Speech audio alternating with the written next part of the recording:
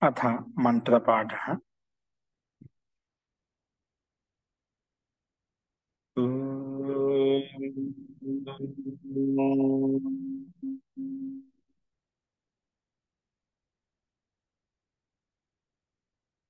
सहनाववतु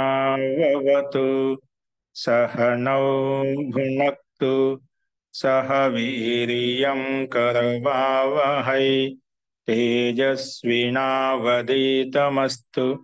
मा विद्विषावहै। ओम शांति शांति शांति।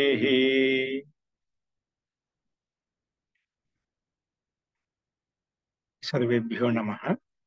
అందరికీ నమస్కారం అండి. మనము ప్రౌఢ దక్షిణానువాద కౌముదిలో అభ్యాసం 22 మొదలు పెట్టుకున్నాము. అందులో శబ్దకోశం చెప్పుకున్న తర్వాత అవ్యయీభావ సమాసం అంటే ఏమిటి, దాని యొక్క నిర్వచనం చెప్పుకున్నాం. అంటే అవ్యయీభావ సమాసంలో అన్య పదార్థ ప్రధానో బహువ్రీహి, క్షమ్యతాం అవ్యయీభావ సమాసం అంటున్నాను, బహువ్రీహి సమాసం గురించి చెప్పుకున్నాము. ఈ బహువ్రీహి సమాసం యొక్క నిర్వచనం మనం ప్రస్తావించుకున్నాము. ఈ బహువ్రీహి సమాసానికి నిర్వచనం ఏం చెప్పుకున్నామంటే అన్య పదార్థ ప్రధాన బహువ్రీహి. అన్య పద అంటే ఇక్కడ మనకు చెప్పుకున్నటువంటి విగ్రహవాక్యంలో ఉన్నటువంటి పూర్వపదం కాకుండా ఉత్తర పదం కాకుండా ఈ రెండు పదాలు కలిసి సమాసమైనప్పుడు ఆ సమస్త పదం అనేది వేరే పదాన్ని సంకేతిస్తుంది, వేరే పదంని బోధిస్తుంది. అందుకే అన్య పదార్థ ప్రధాన బహువ్రీహి అని చెప్పుకున్నాం. అన్య పదార్థం ప్రధానంగా ఉంటేనా అంటే ఇక్కడ ఉండే అన్య పదార్థం, ఇక్కడ ఉండే పదార్థం, ఇక్కడ ఉండే పూర్వపదం కానీ ఉత్తర పదం కానీ ప్రధానంగా ఉండకుండా వేరే అన్య పదం ఏదైనా కావచ్చు, అది ప్రధానంగా ఉంది కాబట్టి అలా ప్రధానంగా అన్య పదార్థం ప్రధానంగా ఉంటుందని బహువ్రీహి సమాసం అని చెప్పుకున్నాం. పూర్వపదంలో ప్రధానంగా ఉంటే అవిభావ సమాసం చెప్పుకున్నాము, ఉత్తర పదం ప్రధానంగా ఉంటే తత్పురుష సమాసం చెప్పుకున్నాం. అంటే అక్కడ ఉండే పదాలే ప్రధానంగా ఉంటాయి. ఇక్కడ అలా కాదు, పూర్వపదం కాదు, ఉత్తర పదం కాదు, వేరే అన్య పదం ప్రధానంగా ఉంటుంది. అందుకే ఇది బహువ్రీహి సమాసం అని చెప్పుకున్నాం. అలా ఉంటే ఇంకోటి ఏం చెప్పుకున్నాం అంటే ఈ బహువ్రీహి సమాసాన్ని ఎలా గుర్తించాలి, ఎలా అర్థం చేసుకుంటామంటే ఎప్పుడైనా మనకి విగ్రహ వాక్యం అనేది యస్య, ఏనా, యస్మిన్, యస్మై ఇలాగా మనం విడగొట్టుకున్నట్లయితే లంబః ఉదరః యస్య, లేదంటే ఆ ప్రాప్తం గ్రామం, ప్రాప్తం యం గ్రామం, ప్రాప్తోదకః గ్రామః, యం ఇక్కడ ఎం వచ్చిందన్నమాట. ధనం దత్తం యస్మై, ధనం ఇచ్చాము ఎవరికైతే యస్మై. అలాగా విగ్రహవాక్యంలో యస్మై అంటే యత్ శబ్దం యొక్క ప్రయోగం యమ్ము గాని, ఏన గాని, యస్మై గాని, యస్మాత్ గాని ఇలాగా మనం ప్రయోగించినట్లయితే అది ఖచ్చితంగా బహువ్రీహి సమాసమై ఉంటుంది, దాని సందేహం లేదు. అది స్త్రీలింగం కావచ్చు, పుల్లింగం కావచ్చు, నపుంసకలింగం కావచ్చు. యత్ శబ్దం యొక్క ప్రయోగం ఉందంటేనా అది స్త్రీలింగం యొక్క ప్రయోగమా యత్ శబ్దానికి, పుల్లింగం యొక్క ప్రయోగమా యత్ శబ్దానికి, నపుంసకలింగ ప్రయోగమా యత్ శబ్దానికి. ఏదైనా యత్ శబ్దానికి 3 లింగాల్లో ఉంటాయి కదా. యత్ శబ్దం మూల శబ్దము, యత్ శబ్దానికి యహ యౌ ఏ పుల్లింగము, యా ఏ యాహ స్త్రీలింగము, యం ఏ యాని నపుంసకలింగం. అలాగా మనం మొత్తానికి యత్ శబ్దాన్ని ప్రయోగించినట్లయితే యత్, ఏన, యస్మై, యస్మి ఇలాంటి ప్రయోగాలు ఎక్కడ విగ్రహవాక్యాలు కనిపించినా అది బహువ్రీహి సమాసంగా గుర్తించాలి. ఇంకా ఇంకేం చెప్పుకున్నది ఈ సమస్త పదం అనేది మన రెండు పదాలను కలిపిన సమాసం అయిపోయింది, బహువ్రీహి సమాసం చేశాం కదా. ఆ బహువ్రీహి సమాసం చేసిన సమస్త పదము మళ్ళీ అన్య పదం ప్రధానంగా ఉంది కదా. మళ్ళీ ఈ పదానికి విశేషత అంటే ఇది ఈ పదం విశేషణంగా పనిచేస్తుంది. అన్య పదం ఏదైతే ఉందో ఆ పదాన్ని ఇది సంకేతిస్తుంది, అందుకే ఇది విశేషణంగా పనిచేస్తుంది. ఆ విశేష్యానికి అన్య పదం ఏదైతే ఉందో దానికి అది విశేష్యమైతే ఇది విశేషణంగా ఉంటుంది.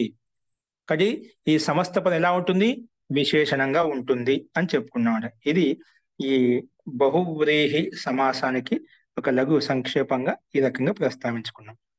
ఈ బహువ్రీహి సమాసంలో ఐదు భేదాలు ఉన్నాయి, 5 రకాలు ఉన్నాయి. ఈ బహువ్రీహి సమాసం అంతర్గతనే 5 రకాలు ఉన్నాయి. 5 రకాలు ఏంటో రాసుకోండి. ఇందులో సందేహం ఉందాక అది రాసుకోండి. బహువ్రీహి సమాసానికి 5 భేదాలు ఉన్నాయి. ఈ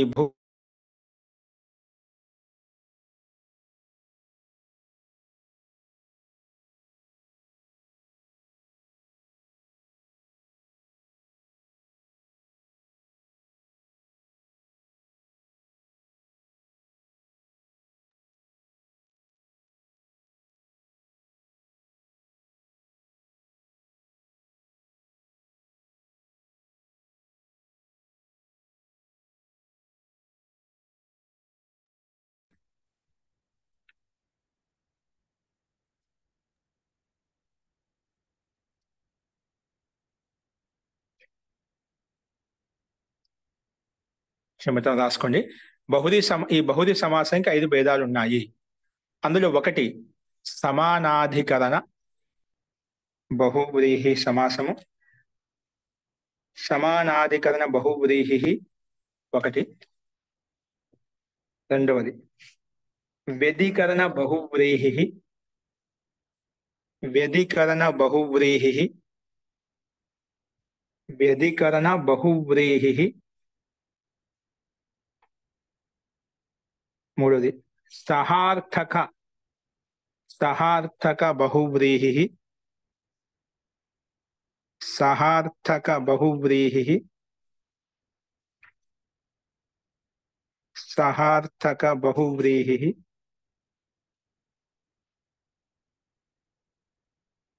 సహార్థక బహువ్రీహి. నాలుగవది కర్మ వ్యతిహార బహువ్రీహి. కర్మ వ్యతిహార బహువ్రీహి.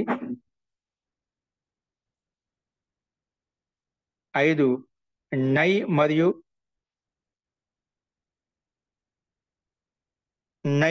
మరియు ఉపసర్గంతో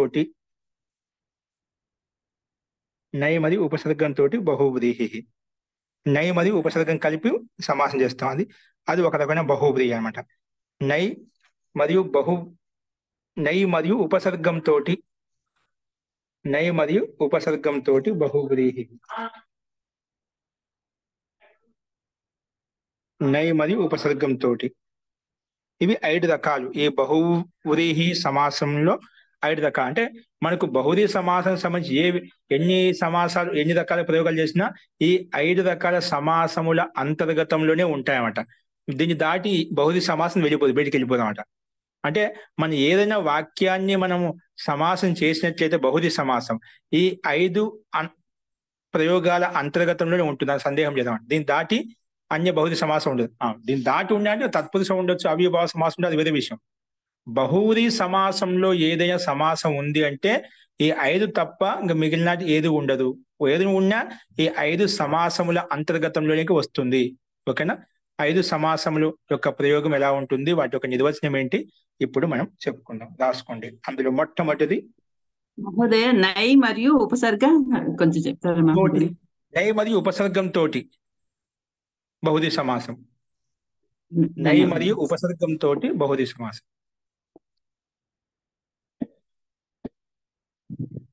రాసుకోండి. అందులో మొట్టమొదటి రాసుకోండి. సమానాధికరణ బహువ్రీహి సమాసం. సమానాధికరణ బహువ్రీహి సమాసం.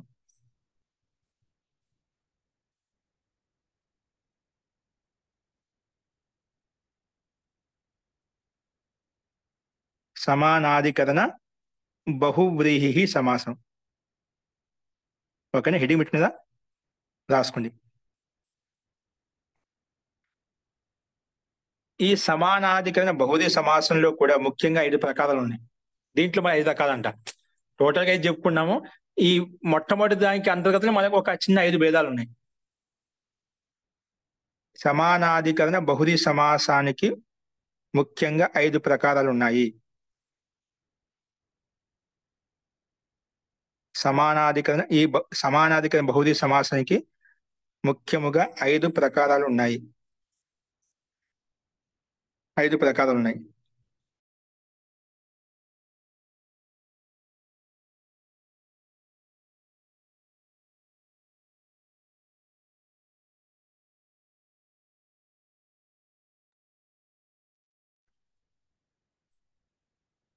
సమానాధికరణ బహువ్రీహి.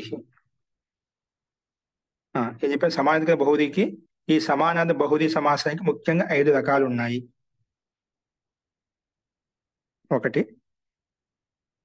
అందులో ఒకటే రాసుకుని సామాన్య బహువ్రీహి. సామాన్య బహువ్రీహి అవి క్రమంగా చెప్పుకుంటూ వెళ్దాం. అవి ఏంటి అని చెప్పి మనం అవి రాయకుండా క్రమంగా రాసుకుంటూ వెళ్దాం.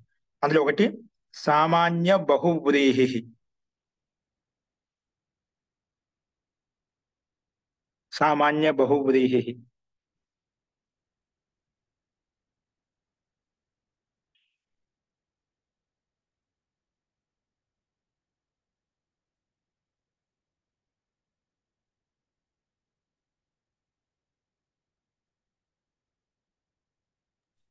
మహోదయ ఇవి తెలుగులో రాసుకోవాలా? సామాన్య బహువ్రీహి అవిను.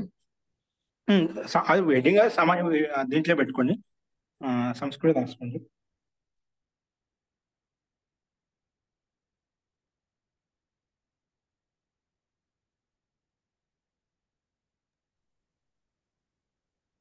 మహోదయ సమాసః అని రాసుకోవాలి మహోదయ, సమాసం అని పెట్టుకోవాలి మహోదయ.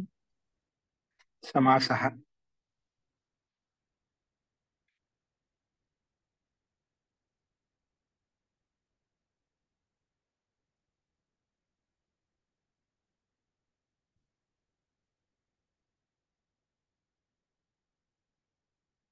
రాసుకోండి. సామాన్య బహుదేయం చెప్పుకున్నారా? అన్య పదము యొక్క అర్థములో అన్య పదము యొక్క అర్థములలో అన్య పదముల యొక్క అర్థములలో అన్య పదము యొక్క అర్థములలో అన్య పదము యొక్క అర్థములలో విద్యమానంగా ఉన్నటువంటి విద్యమానంగా ఉన్నటువంటి విద్యమానంగా ఉన్నటువంటి విద్యమానంగా ఉన్నటువంటి ప్రథమ విభక్త్యంతు శబ్దానికి విద్యమానంగా ఉన్నటువంటి ప్రథమ విభక్త్యంతు శబ్దానికి విద్యమానంగా ఉన్నటువంటి ప్రథమ విభక్త్యంతు శబ్దానికి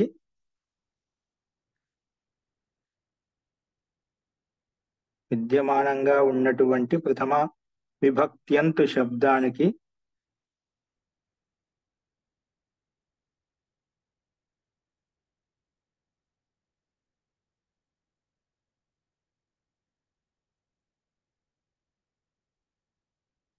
విద్యమానంగా ఉన్న ప్రథమ విభక్తి శబ్దానికి అదే రకమైనటువంటి ప్రథమ విభక్త్యంతు శబ్దంతో అదే రకమైనటువంటి ప్రథమ విభక్త్యంతు శబ్దంతో అదే రకమైనటువంటి ప్రథమ విభక్త్యంతు శబ్దంతో అదే ఇక్కడ మనం అన్ని సమాసం ప్రారంభంలో బహువచనం చెప్పాము, ఇవి ఎలా రాసుకోవాలి. అదే రకమైనటువంటి ప్రథమ విభక్త్యంతు శబ్దాలతోటి బహువ్రీహి సమాసం అవుతుంది. బహువ్రీహి సమాసం అవుతుంది. బహువ్రీహి సమాసం అవుతుంది. మళ్ళీ ఒకసారి చెప్తున్నాను. అన్య పదం యొక్క అర్థములలో విద్యమానంగా ఉన్నటువంటి ప్రథమ విభక్త్యంత శబ్దాలకు అదే రకమైనటువంటి ప్రథమ విభక్త్యంత శబ్దాలతోటి బహువ్రీహి సమాసం అవుతుంది. బహువ్రీహి సమాసం అవుతుంది.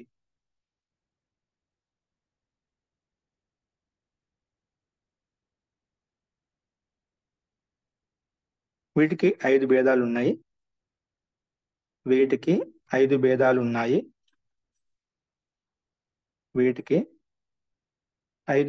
ఉన్నాయి.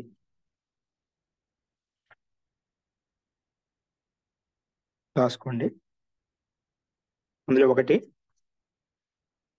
ద్వితీయ విభక్త్యర్థ ప్రధాన బహువ్రీహి.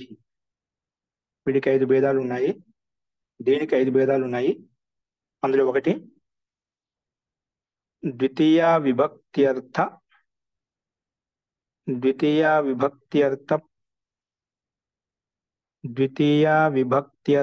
ప్రధాన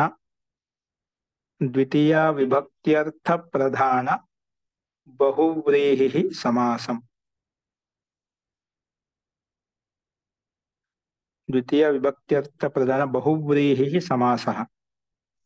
ద్వితీయ విభక్త్యర్థ ప్రధాన బహువ్రీహి సమాసః. రాసుకోండి. దీనికి ఉదాహరణ రాసుకోండి.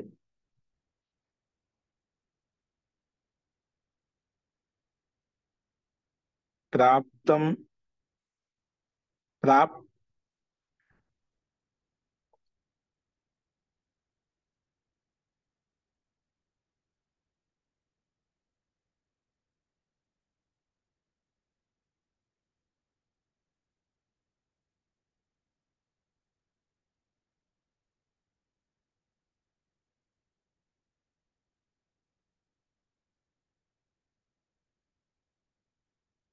రాసుకుని ఒక ఉదాహరణ ఇక్కడ వేరే విధంగా రాసుకొని చెప్తాను. ఇక్కడ కూడా ఉందిలేండి ఈ ఉదాహరణ రాసుకోండి. ప్రాప్తం ఉదకం యం గ్రామం. ప్రాప్తం ఉదకం యం గ్రామం చూసి రాసుకోండి. ప్రాప్తం ఉదకం యం గ్రామం.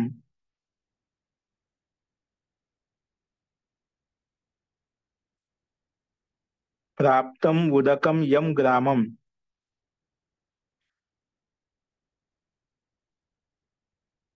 ప్రాప్తం ఉదకం యం గ్రామం. సహ ప్రాప్తోదకః గ్రామః. గ్రామ శబ్దం అధ్యయనం చేశాను. ప్రాప్తం ఉదకం యం గ్రామం.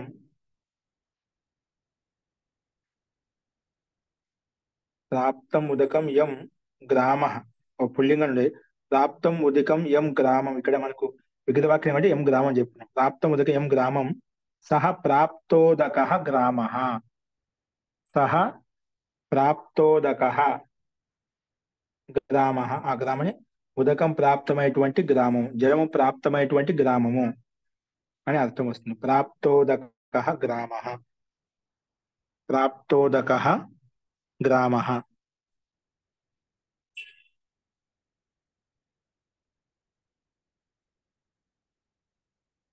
సహా ఎందుకు చెప్పారు మహోదయ? స అంటే అది, దాన్ని, ఆ గ్రామాన్ని ప్రాప్తోదక గ్రామం అంటాం.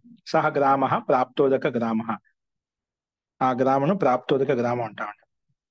ప్రాప్తమయ్యే ప్రాప్తమయ్యాయి ఉదకం ఏ గ్రామానికి అయితే ఆ గ్రామాన్ని ఆ అనే దాంట్లో సహ శబ్దం. ఇక్కడ సహ తౌతేజ ఉండే సహ. అస్తు మహోదయ. అస్తు మహోదయ. అస్తు. నెక్స్ట్ చూడండి. ఇప్పుడు తృతీయ ఏంటండి? ఒకసారి ఉదాహరణ మళ్ళీ చెప్పారా? ప్రాప్తం ఉదకం యం గ్రామం. సహ ప్రాప్తోదకః గ్రామః. ఓ విగ్రహ వాక్యంలోనే సహ ప్రాప్తోదకః గ్రామః. ఓకే. సమస్త పదం సహ అడిగి అయిపోయింది. మళ్ళా దాన్ని ఏమంటాం? ప్రాప్తోదకః గ్రామ. ఈ ప్రాప్తోదకః అనేది సమస్త పదం. ఈ సహ ఎక్కడ? ప్రాప్తం ఉదకం యం గ్రామం. సహ. అచ్చా, ఓకే. సహ ఈజ్ ఈక్వల్ టు ప్రాప్తోదకః గ్రామః. సహ అది, దాన్ని ఏమంటామంటే ఆ గ్రామాన్ని ప్రాప్తోదకః గ్రామః. మరి ఇక్కడ ద్వితీయ విభక్తిలో తీసుకున్నారు గ్రామం సహ అని.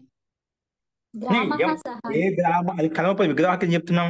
ప్రాప్తమయ్యాయి ఉదకము యం ఏ గ్రామానికి అయితే అటువంటి గ్రామాన్ని ప్రాప్తం ఉదకం గ్రామః అంట. గ్రామం పుల్లింగ శబ్దం కాదు. ప్రాప్తం కిం ప్రాప్తం? ఉదకం ప్రాప్తం. ఉదకం నపుంసకలింగం. కుట్ర ప్రాప్తం? గ్రామంలోకి వచ్చి ఆ గ్రామాన్ని ప్రాప్త గ్రామః ఉదక ప్రాప్త గ్రామః అని చెప్పుకున్నామట. ఓకేనా? ప్రాప్తోదకః గ్రామః అని చెప్పుకుంటాం. లేదా ప్రాప్తోదకః దేశః ఏం చెప్పుకోవచ్చు. సమస్త పనులకు వచ్చేది పుల్లింగంలోకి వచ్చేసింది అన్నమాట. విగ్రహం అక్కడ మన స్పష్టత ఎక్కడికి వచ్చాయి? ఏ గ్రామానికి అయితే ప్రాప్తమయ్యాయి అటువంటి గ్రామాన్ని ప్రాప్తోదకః గ్రామః అంటున్నాం. ప్రాప్తోదకః గ్రామః అటువంటి గ్రామము. ఓకేనా? ఎక్కడ సందిగ్ధం ప్రాప్తో బహువ్రీహి ప్రాప్తోదకం యం గ్రామం సహ. అలా ఓకే, ఏంటండి? అర్థమైందండి.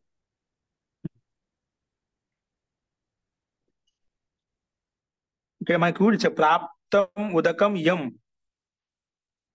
యం అన్నాక నేను యం అనే తర్వాత గ్రామం శబ్దం యాడ్ చేశాను అంతే. ఇక్కడ వాళ్ళు ఇవ్వలేదు. ఫస్ట్ ప్రాప్తం ఉదకం యం సహ, ఆ గ్రామాన్ని ప్రాప్తోదక, సహ గ్రామ ప్రాప్తోదక. ప్రాప్తోదక ఎక్కడికి వచ్చే ఉదకం ప్రాప్తమే, ఎక్కడ ప్రాప్తమే? గ్రామానికి, దేశానికి, నగరానికి మన ఇష్టం పెట్టుకోవచ్చు, ఏదైనా పెట్టుకోవచ్చు పదం. అస్తు.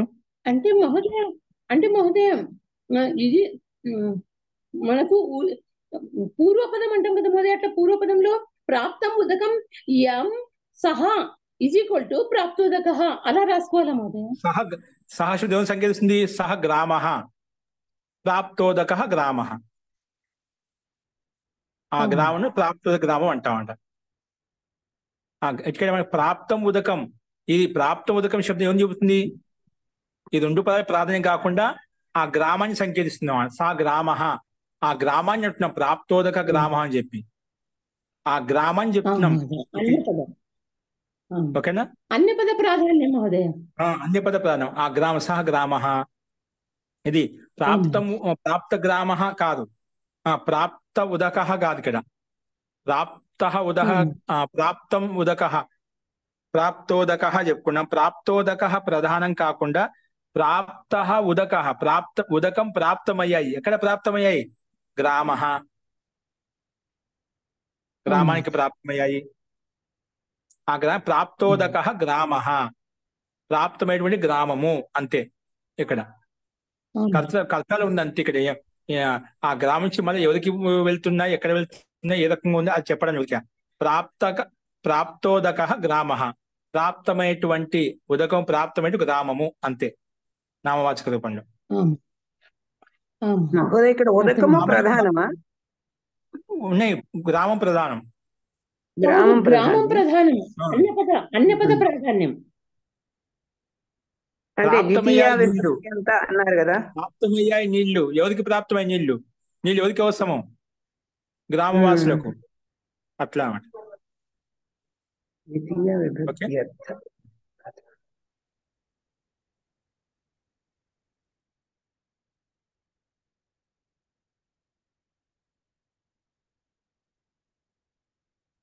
అలాగే రాసుకో. ప్రాప్త విద్యాయం, ప్రాప్త విద్యాయం ఒకటి రాసుకోండి. ఇంకా మీకు సందేహం వస్తుంది కాబట్టి ఇంకోటి రాసుకోండి. ప్రాప్త విద్య యం,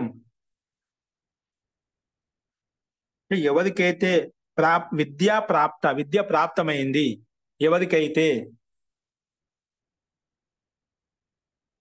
సహ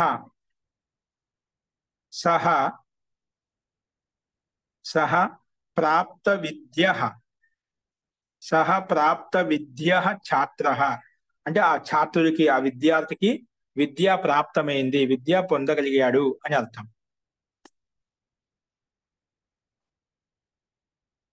అస్తు. మహోదయ విద్య స్త్రీలింగం కాబట్టి ప్రాప్త విద్య అని రాసుకోవాలి. ప్రాప్త విద్య అవును, సహ పక్కన వచ్చినప్పుడు ప్రాప్త వచ్చింది మహోదయ. సమస్త పనులు అది మళ్ళా లోపించి ప్రాప్త విద్య అయిపోయింది. అక్కడ సమస్త పనులు కలిసే కదా. ప్రాప్త విద్య, ఎవరు? ప్రాప్త విద్య ఛాత్ర, విద్య ప్రాప్తమైంది అన్న. విద్యా ప్రాప్తి ఎవరికైంది? ఎవరికో అయి ఉంటుంది. ఎవరు ఆ వ్యక్తి? అది విద్యార్థి కావచ్చు, విద్యార్థిని కావచ్చు, మిత్రుడు కావచ్చు, యువతని కావచ్చు, మహిళ కావచ్చు, పురుషుడు కావచ్చు, స్త్రీ కావచ్చు, ఎవరికైనా కానీ. ప్రాప్త విద్య ఛాత్ర, ఛాత్రుడు ముఖ్యం అనమాట. మహోదయ పైన ఇంకొకటి దేశం అని చెప్పారు మహోదయ. ప్రాప్తం ఉదకం యం దేశం, సహ ప్రాప్తోదక దేశం కూడా ఒకటి పుల్లింగం చెప్పాను, స్త్రీలింగం చెప్పాను, ఒకటి నపుంసకం రాసుకోండి. నపుంసకం చెప్పుకున్నాం. ప్రాప్తం ఉదకం యం గ్రామం అని చెప్పి ఇప్పుడు పుల్లింగం చెప్పుకోండి. ప్రాప్త రథ యం, ప్రాప్త రథ, ప్రాప్త రథ యం, ప్రాప్త రథ యం. ప్రాప్తః రథః యం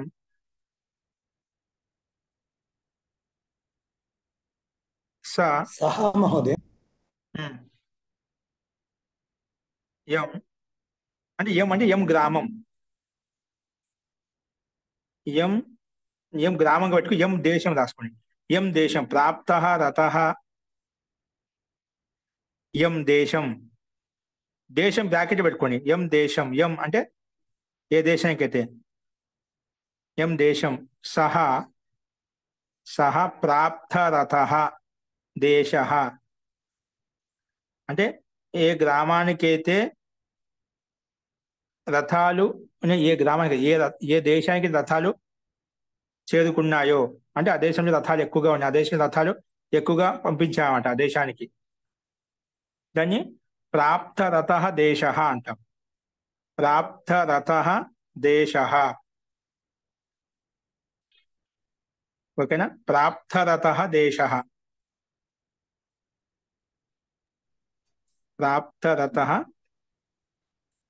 మహోదయ అంటే ప్రాప్తః రథః అటువంటి దేశము ఏ దేశానికి రథాలు ప్రాప్తమయ్యాయో, అటువంటి దేశము ఏ దేశానికైతే రథాలు ప్రాప్తం అంటే రథాలు అక్కడ పంపించాము, రథాలు ప్రాప్తమయ్యాయో అని అర్థం.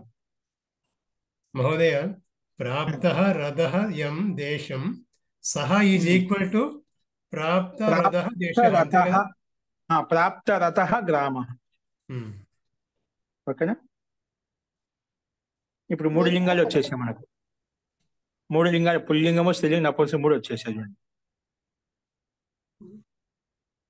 ద్వితీయ విభక్తికి చెప్పుకున్నాం అంతేది మనం, ద్వితీయ విభక్తి సంబంధించి. అందుకే బ్రాకెట్ లో కూడా మనకు సంకేత కర్మ అని పెట్టుకున్నాం. కర్మ అని చెప్పి ఇక్కడ మనకు కొంచెం విస్తృతంగా చెప్తాం, సమాస ప్రకారం నడుస్తుంది కదా మీకు అర్థం అవుతా అని చెప్పి.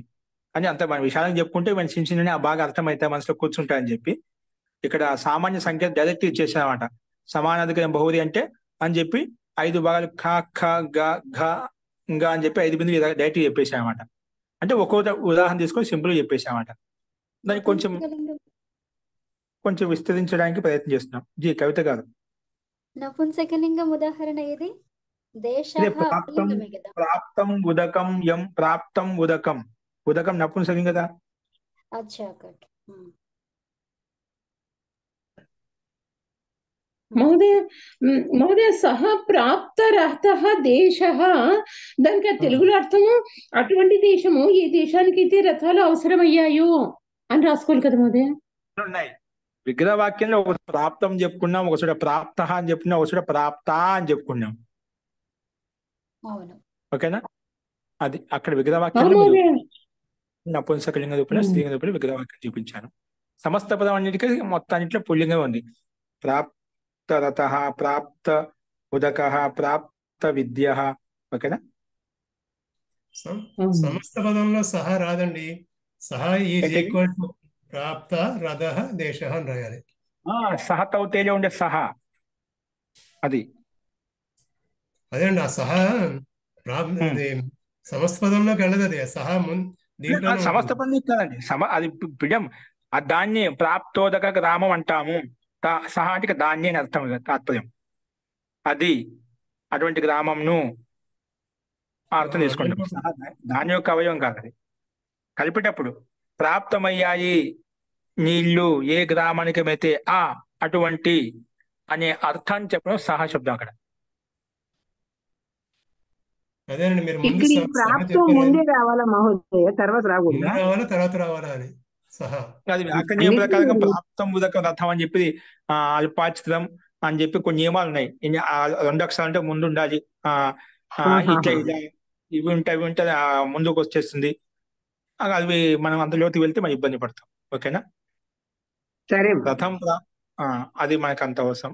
ఇక్కడ మనకు ఏ పదం పదంలో ఉంది, ఏ పదం పదంలో, అది కాబట్టి భావం తీసుకోండి ఇక్కడ, అవునా? ప్రాప్త అంటే ప్రాప్తమయ్యాయి ఏంటివి? ఉదకం నీళ్లు, ఉదకం ప్రాప్త రాసుకోవచ్చు. కానీ అది పూర్వపదంలో ఎందుకు ఉంది, ఉత్తరపదంలో ఎందుకు ఉంది, దానికి ఒక నియమం అనమాట, వ్యాకరణ నియమం. మళ్ళీ దాన్ని చెప్పడానికి ఒకదాన్ని ఓపెన్ చేస్తే దాన్ని ఇంకొకటి ఓపెన్ చేయాలి, దాన్ని ఓపెన్ చేసి ఇంకోటి ఓపెన్ చేయాలి. అవన్నీ లోపల లింక్ ఒక తర్వాత ఒక లింక్ ఓపెన్ అవుతూ ఉంది. అన్ని లింకులు ఓపెన్ చేసుకుంటూ పోతే ఏ లింకులు ఉన్నా తెలియదు మనకు. అసలు లింక్, ముఖ్యమైన లింక్ వదిలేస్తాం మనం, అప్పుడు దారి తప్పిపోతాం. సరే అస్తు. మహోదయ. మహోదయ మహోదయ మహోదయ. సహ ప్రాప్తిరత ఇప్పుడు నాకు పుల్లి భయం అవుతుంది. మిమ్మల్ని ఇవన్నీ చెప్పించుకు వస్తున్నాను, ఇక్కడ మనకైతే ఇవన్నీ ఇవ్వలేదు. కొంచెం సాహసం చేస్తున్నాం అంటే అంత ఏదో మనం గట్టి విశాలంగా చెప్పుకుంటూ దాంట్లో కొన్ని మనకు పట్టుకోకుండా పోతామా అన్నట్టుగా నేను ఏదైనా గట్టిగా పట్టుకుంటా అనే ఉద్దేశం చెప్తున్నా అన్నమాట. ఇది కూడా మనం అతి సాహసం చేసి వెళ్తున్నాం, ఇంత అవసరం లేదు ఇక్కడ. వాళ్ళు విద్వాంసులు ఆలోచించి విచారించి పెట్టేదన్నమాట. ఇవి కొన్ని వేరే గ్రంథంలో తీసుకొని చెప్తున్నాను నేను. దీనికంటే మహాన్ పుస్తకం అన్నమాట. కానీ మనం ఏదో కొండని ఢీకొంటే ఏదో దాంట్లో కొన్ని తగలకుండా పోతా అన్నట్టుగా మనం దాని సగం అంటే వచ్చేస్తా అన్నట్టుగా నేను సాహసం చేసి చెప్తున్నాను. ఇంత కూడా అవసరం లేదు అనిపిస్తుంది నాకు ఒకసారి. ఓకే, ఇబ్బంది లేదు, రాసుకోండి. కనీసం అంటే 2-3 ఉదాహరణలు తీసుకుంటే కొంచెం మీకు మనసులో కూర్చుంటునే ఉద్దేశం, అంతే, అంతకం లేదు. ఓకేనా? మనకు ఈ టయానికి అంత త్వరగా అయిపోవాలని మనకు ఆ రకంగా కాకుండా మనం జ్ఞానం కొరకు చదువుతున్నాం కాబట్టి మనకు కనీసం ఇన్ని బిందులు చెప్పుకోగా మనకు ఒక స్థిరత ఏర్పడుతుంది, ఒక అవగాహన వచ్చేస్తుంది, ఒక స్వరూపం మన ముందుకు వచ్చిన సమాసం యొక్క బహుళ సమాసం అంటే ఏమిటి, తత్పురుష సమాసం అంటే ఏమిటి, ఆ ఉద్దేశంతో ప్రస్తావిస్తున్నాను. అస్తు. అస్తు మహోదయ.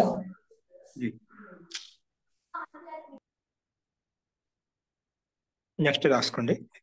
ఇది మనకు ద్వితీయ విభక్తి సంబంధించి చెప్పుకున్నాం. రెండోది ద్వితీయ విభక్తి అర్థ ప్రధాన బహుళ సమాసం. తృతీయం అంటే కరణం, కర్మ అంటే ద్వితీయ విభక్తి, కరణం అంటే తృతీయ విభక్తి కదా. బిందు రాసుకోండి. దానికి హెడ్డింగ్ ఏంటి? అక్కడ సింపుల్ మనం కరణం పెట్టుకున్నాము. ఇక్కడేమో దాన్ని మనం విశాలంగా తృతీయ విభక్త్యర్థ ప్రధాన బహువ్రీహి. రెండోది ఏంటి? తృతీయ విభక్త్యర్థ ప్రధాన బహుది. దీన్ని సింపుల్ డైరెక్ట్ గా కరణం అని చెప్పుకున్నామన్నమాట. ఓకేనా? తృతీయ విభక్తి యొక్క అర్థం ప్రధానంగా ఉండేటువంటి బహుది. తృతీయ విభక్త్యర్థ ప్రధాన బహువ్రీహి. తృతీయ విభక్త్యర్థ ప్రధాన బహువ్రీహి.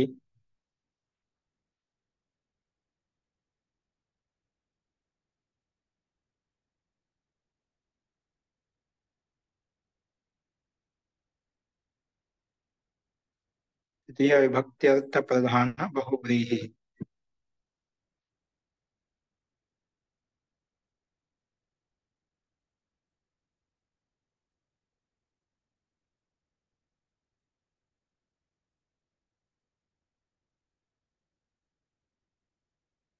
రాసుకునే ఉదాహరణ ఇక్కడ ఇచ్చారు చూడండి. ఊఢః రథః ఏన. ఊఢః రథః ఏన సహ. అతన్ని ఏమంటామంటే ఊఢరథః. ఏన వృషభేణ, ఏ ఎద్దు ద్వారా అంటే ఏ వృషభం ద్వారా, రథః ఊఢః అంటే అటువంటి వృషభం, అటువంటి దాని ద్వారా రథాన్ని వాహనం చేసి రథాన్ని లాక్కెళ్ళింది. దాన్ని ఊఢరథః అంటామట. ఊఢరథః వృషభః లేదా అనడ్వాన్. అనడ్వాన్ అంటే వృషభం అని అర్థం. ఊఢరథః అనడ్వాన్. అనడ్వాన్ అంటే ఎద్దు, వృషభం. ఊఢః వాహనం చేసింది దేన్ని? రథాన్ని. రథః ఊఢః, రథంని ఊఢః అంటే లాక్కెళ్తుంది. దేన అంటే ఎవరి ద్వారా లాక్కెళ్ళబడుతుందో దాన్ని ఊఢరథః వృషభః అని చెప్పింది. లేదా ఊఢరథః అనడ్వాన్. అనడ్వాన్ ముఖ్యమైనది అంటే వృషభం ముఖ్యమైనది. వృషభం ద్వారా రథాన్ని లాక్కెళ్తున్నాము.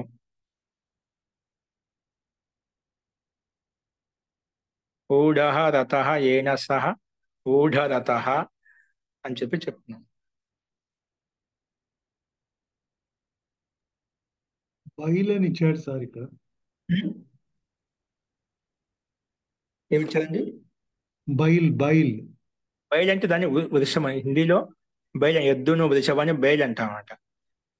అంటే బైలుకు వృషభానికి తేడా అంటే బైల్ అని దేన్నమంటా అంటే కొన్ని రైతులు ఎక్కువగా ఉపయోగించుకునే వ్యవసాయం ఉపయోగించుకున్న దాన్ని బైల్ అంటా అండి. కొన్ని వృషభాలు ఉంటాయి, అవి సంతానోత్పత్తికి ఉపయోగపడతాయి. ఏవైతే సంతానోత్పత్తికి ఉపయోగపడకుండా మామూలుగా దానికి ఆ రకంగా వ్యవస్థ చేస్తుంది అన్నమాట. దాన్ని బైల్ అంటాం. ఉపయోగించేది బైల్ అంటాం. ఓకే, ఏంటండి? క్షేత్రానికి ఉపయోగించేది. ఆ, అలాగే దానివల్ల శక్తి ఊర్జ వేదితం కాకుండా ఉంటుంది. అవి శాంతంగా ఉంటాయి, లేకపోతే పట్టుకోవడం కష్టం అంట. అందుకే ఎక్కువగా రైతులు ఎక్కువగా పొలం పని ఉపయోగించుకునే వాళ్ళు వాటిని ఉపయోగించుకుంటున్నాం అంట. అస్తు డ్వాన్. అంటే డ్వాన్. అస్తు, నెక్స్ట్ రాసుకోండి. హతశత్రు. హతః శత్రు ఏన, ఎవరి ద్వారా శత్రువు చంపబడ్డాడో అటువంటి రాజును హతశత్రు అని చెప్పుకుంటాడు. హతశత్రు.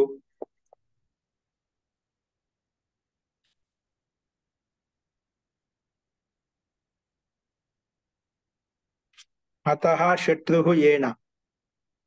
హతః శత్రు ఏన.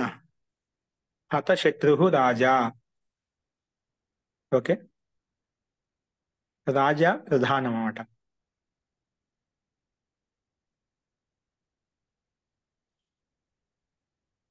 రాజుగా శత్రు చంపబడ్డాడు. హతశత్రు ఎవరు?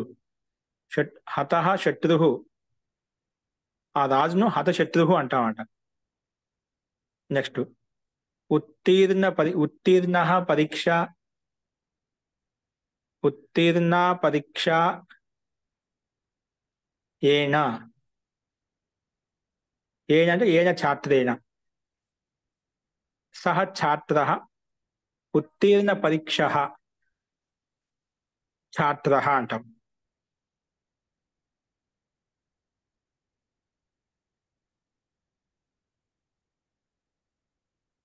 ఉత్తీర్ణ పరీక్ష ఏన సహ ఉత్తీర్ణ పరీక్ష ఛాత్ర. ఉత్తీర్ణ పరీక్ష ఛాత్ర. ఉత్తీర్ణ పరీక్ష ఛాత్ర. నెక్స్ట్ అంటే ఆ ఛాత్రుడు ఎవరైతే పాస్ అయ్యారో, ఉత్తీర్ణుడు అయ్యారో అటువంటి వాళ్ళు. నెక్స్ట్ రాసుకోండి.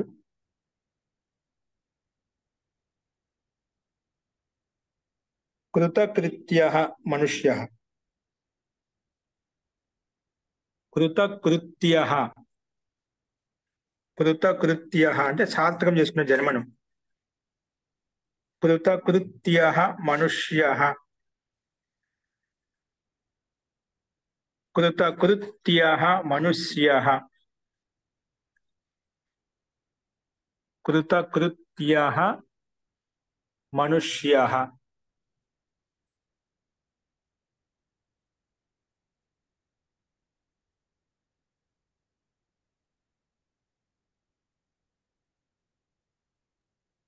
విభక్తి ఇది మహోదయ, ఇక్కడ విభక్తి.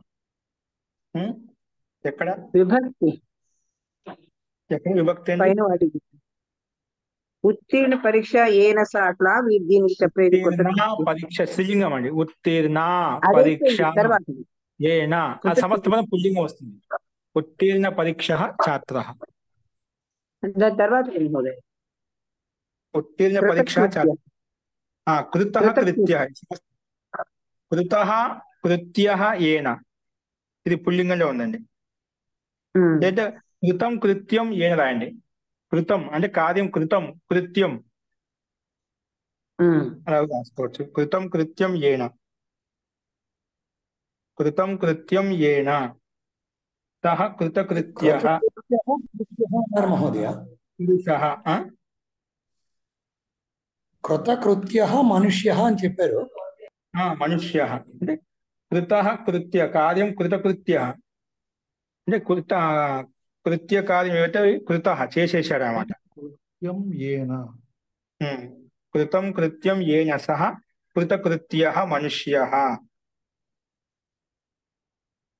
అని తాత్పర్యం.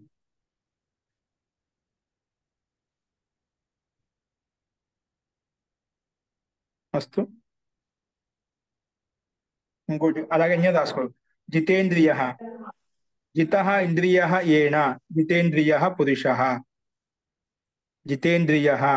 జితః ఇంద్రియః ఏన, ఎవరి ద్వారా ఇంద్రియాలు జయించబడ్డాయో అతని జితేంద్రియః పురుషః. జితేంద్రియః బాలకః. జితేంద్రియః బ్రహ్మచారి. మన ఇష్టం ఏదైనా పెట్టుకోవచ్చు.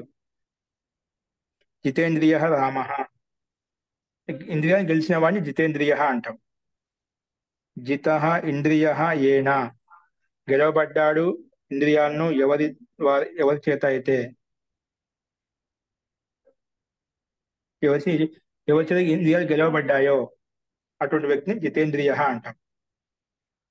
నెక్స్ట్ అంటే సార్ దత్త. ఇక్కడ సార్ ఒక డౌట్ ఇక్కడ ఏంటంటే జిత ఇంద్రియ ఏన సహ ఈజ్ ఈక్వల్ టు ఎక్కడ రాస్తాం మనం? జిత ఇంద్రియ అని పెట్టేసి సమస్త పదార్థం. జిత ఇంద్రియ ఏన సహ, ఎవరి ద్వారా ఇంద్రియాలు గెలవబడ్డాయో అతడు, అతడు జితేంద్రియ పురుష, అతడు సహా పెట్టి జిగోలు వెళ్తాం. సహ జితేంద్రియ పురుష. జితేంద్రియ సమస్త పదం ఎవరంటే అది చెప్పుకున్నాం, జితేంద్రియుడు అని చెప్పి. ఓకే సార్, ధన్యవాదాలు. ఎవరో మధ్యలో ఏదో అడిగారు. బహువచనంలో అయితే ఇంద్రియాహ అనాలి. జిత ఇంద్రియా, బహుశా ఇంద్రియా. ఠీక్. జితాహ ఇంద్రియా, జితేంద్రియా. ఇంద్రియాలు అనేకంగా ఉన్నాయి కదా, అందుకే అక్కడ బహుశా చెప్తున్నారు. జితాహ ఇంద్రియా ఏన జితేంద్రియ అని చెప్పి సమస్తమని చెప్పుకుంటాం. జితాహ ఇంద్రియా ఏన జితేంద్రియ. అస్తు, జితేంద్రియ.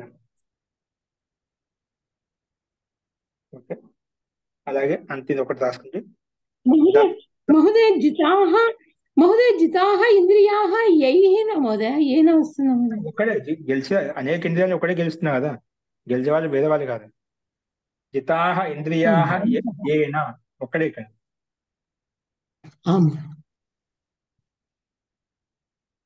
సహ జితేంద్రియ పురుష. ఎవరంటే జితేంద్రుడు పురుషుడు అని బ్రాకెట్లో పెట్టుకోండి. దత్త చిత్త, దత్త చిత్త ఏన. దత్త చిత్తుడు అయ్యాడండి, లీనమయ్యాడు అంటాం కదా. దత్త చిత్త పురుష, దత్త చిత్త ఏన సహ దత్త చిత్త పురుష. ఓకేనా?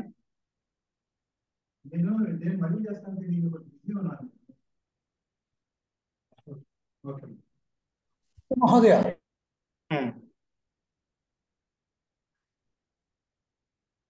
ఓకే, ఇవి ఇక్కడ మన కథనానికి సంబంధించి ఉదాహరణ మనం చెప్పుకున్నామండి. దత్త చిత్త ఏన స దత్త చిత్త పురుష. ఓకే, ఇలా కథనానికి సంబంధించి ఉదాహరణ చెప్పుకున్నాము. అస్తు, ఇవి సమానాధికరణ సమాసంలోనే మనం చెప్పుకున్న ఈ సమాసం గుర్తించాలంటే ఎమ్, ఏన, యస్మై, యస్మాత్ అలా క్రమంగా చెప్పుకుని ఇక్కడ కూడా అదే విధంగా ఇచ్చేదన్నమాట. ఓకేనా? ఈరోజు కథనం గురించి చెప్పుకున్నాం, కథనం గురించి చెప్పుకున్నాం. రేపు అది సంప్రదానము, ఆపాదనం, సంబంధము, అధికరణం కూడా క్రమంగా చెప్పుకుంటామట. ఓకేనా? ఆ రకంగా ఉదాహరణ మనం తీసుకోవాలి. ఓకే, అవేంటో మనం రేపు చూద్దాం. అస్తు. మహోదయ అనడ్వాన్ కొంచెం రాసి చూపించండి మహోదయ. అనడ్వాన్, అనడ్వాన్ అంటే ఉందబ్బా. ఋషభం అని చెప్పారు కదా మహోదయ. అకారము, సామాన్య నకారము, డకారము, వర్గంలో 3వ అక్షరము, డ హలంతం. వాన్, వాన్ వాకి దీర్ఘము, నా హలంతం. అనడ్ వాన్. అస్తు మహోదయ. నా అస్తు మహోదయ. అనడ్ వాన్, సింపుల్ గానే ఉంది. ఓకేనా? అస్తు. సంప్రదానం గురించి మనం రేపు చెప్పుకున్నాం. అస్తు, మనం ఎక్కువ అంత లోతు వద్దులేండి, ఇక్కడ ఉండేట్టు చెప్పడానికి ప్రయత్నించేద్దాం. ఓకేనా? తర్వాత అర్థమవుతాయి మనకు. నెక్స్ట్ దీని మళ్ళీ శిక్షణ శాస్త్రం చెప్పుకుంటా, అప్పుడు ఇంకా విశాలంగా మీకు అర్థమవుతుంది. అస్తు, ఇప్పుడు ఒక ప్రవేశం మీకు కలగాలని చెప్పి చెప్పుకున్నాం. అస్తు, కంటిన్యూ చేసుకోవచ్చు, ఇబ్బంది లేదు, మీకు అర్థమవుతాయి. దానివల్ల 4-5 ఉదాహరణ ఇవ్వడం వల్ల ఏమవుతుందంటే కొంచెం ఒక స్థితి కనిపిస్తుంది అన్నమాట. ఒకటే ఉదాహరణ చెప్తే ఏమవుతుందంటే పై వెళ్ళిపోతుంది అన్నమాట. సార్ ఇదే పద్ధతి కొనసాగించండి సార్. Kindly continue sir. అలాగే, ఓకే అండి, అయితే అలాగే. అస్తు, శాంతి పాఠ.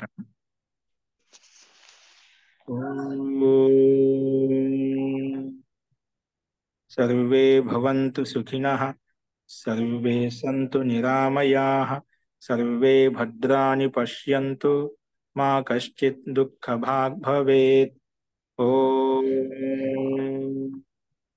शान्ति शान्ति शान्तिः। सर्वेभ्यो नमः। అందరికీ నమస్కారం అండి. నమస్తే మహోదయ. ధన్యవాదాలు మహోదయ.